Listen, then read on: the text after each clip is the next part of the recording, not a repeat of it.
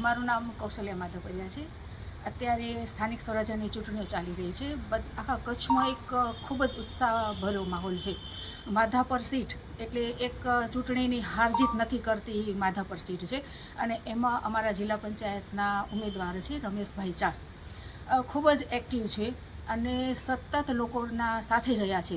એમને રાત્રે પણ ફોન કરીએ કે ભાઈ અહીંયા પ્રશ્ન આવ્યો છે, અહીંયા એક્સિડન્ટ થઈ ગયું છે, અહીંયા કોઈ બીજી સમસ્યા આવી છે, તો એ રાત્રે પણ એ ભાઈ સતત હાજર રહ્યા છે અને લોકોના કામ કર્યા છે। ત્યારે માધાપરના દરેકે દરેક ગ્રામજનોને મારી વિનંતી છે કે જંગી બહુમતી કરી, જંગી મતદાન કરી અને રમેશભાઈ ચારને આપણે જીતાડીએ। એમની સાથે હરીશભાઈ પિંડોળિયા, વિનોદભાઈ પિંડોળિયા અને બીજા બધા જૂનાવાસના પણ અમારા ઉમેદવારો છે, એમને પણ ખૂબ જ સારી રીતથી આપણે જીતાડીએ। નવા ઉમેદવારો છે પણ એનામાં ખૂબ જ ઉત્સાહ છે અને અમને આશા છે કે ખૂબ સારું કામ કરશે અને નેતૃત્વ તો રમેશભાઈ કરશે જ।